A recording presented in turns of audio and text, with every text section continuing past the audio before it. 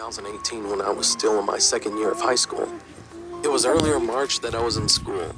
We were just playing some quiz game on my laptop. I connected it to the projector for all of them to see.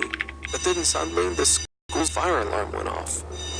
They said this isn't a drill, but rather a maniac just entered our school with a gun. So all of us closed the door and the window to our classroom and switched off the lights. It was all silent, like you could hear a pin drop to the floor. At first, I wasn't panicking that much, but it all started to happen when a gunshot was heard from the distance of our room.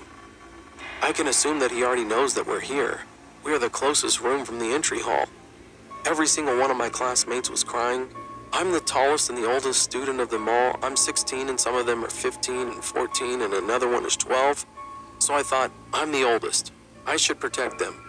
I was like that. So then I grabbed the fire extinguisher in our room, because every single room in my school has a fire blanket and a fire extinguisher, just in case of a fire. I had a stupid plan inside my head that I'll spray him with the fire extinguisher.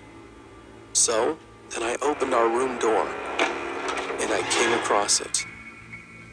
He was a middle-aged man, wearing a white tank and black slacks. He was holding a .44 Magnum caliber revolver. At first, we were having a quick draw match, like that. He grabbed his gun first and pulls the trigger. I can feel my heart beating fast, and just then he aimed the gun at me, but it didn't shoot at all. He forgot to cock his gun, so then it's my chance to hit him with a fire extinguisher and knock him out. After that, the police arrived and every student was reunited with their family. And still, I'm wondering, what could have happened if he didn't forget to cock his gun and shoot me first?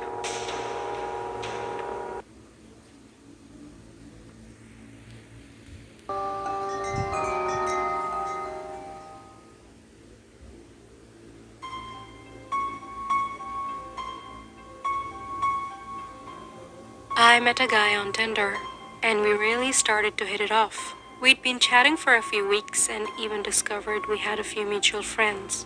I was pretty intoxicated one night, was feeling social and decided to drive to his place to meet him for the first time. Once I got there, we talked outside for a while and ended up vibing even better in person. I opened up to him about my health problems, and he opened up to me about his older sister, who had just passed away from a similar condition to mine. I was curious about his sister, but I definitely didn't want him to be uncomfortable, so I didn't want to ask too much about her. We walked into his house, and it smelled like 1,000 dead rats were rotting under the floorboard. I was still pretty drunk, so I tried to forgive it because, hey, sometimes animals die under a house or in the walls, and there's nothing you can really do about it. I start to look around, and the whole house looks like a cluttered storage unit. He takes me to his room, which is seemingly normal, but I was so drunk that as soon as I hit the bed, I fell asleep. I woke up around 10 a.m., feeling very sober, and started to look around the room. I noticed that only girls' clothes were hung in his closet. I started to assume I've possibly been cheated with. Then I see a giant black binder on his nightstand.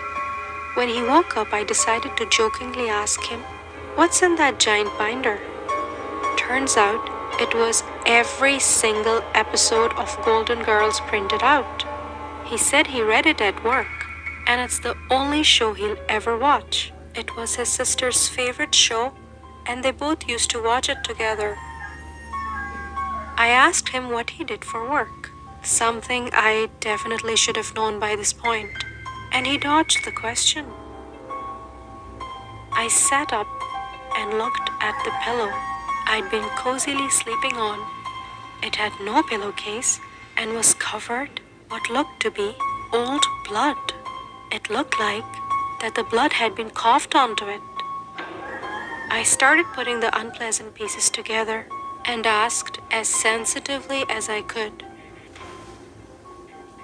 "Hey, was this your sister's room? I noticed the clothes in the closet." "Yeah, and this is her bed. I have haven't changed or washed anything. It just makes me feel better to be in her bed. This is actually where I held her when she died. And you remind me so much of her. I really, really like you. At that point, I felt really sorry for him. And I had no idea that he was so close to his sister. It seemed that he was suffering a lot and clearly needed help. He then slowly started coming close to me and casually tried to hook up with me. I was feeling very uncomfortable at that point, so I pushed him away. Doing so, my phone fell on the floor. I bent down to grab my phone.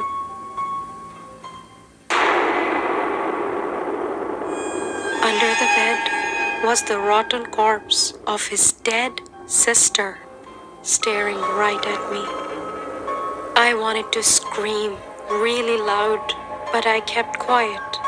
I have no idea how I controlled my fear and pretended that everything was normal. I reached for my bag to quickly use my inhaler. He kept staring at me. There was a weird smile on his face, and he told me that his sister used to have one of those. My mind was racing to think of ways to get out of there. I asked him if he could get a glass of water for me. He said all right and went to the kitchen to grab a glass of water for me. As soon as he went to the kitchen, I grabbed my bag and got out of there.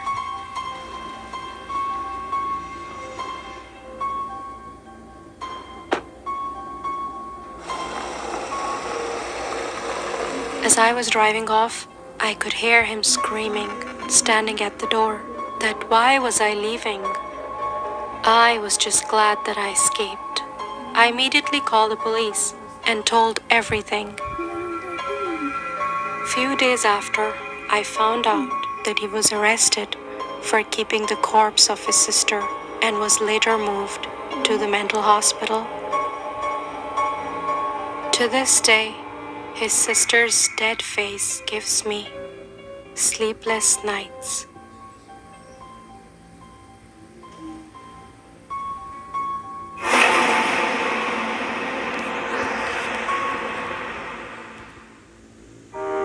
Hi everyone, I hope you enjoyed the story. Don't forget to comment and subscribe to my channel if you haven't already. I'll see you again with another creepy story. Until then, bye.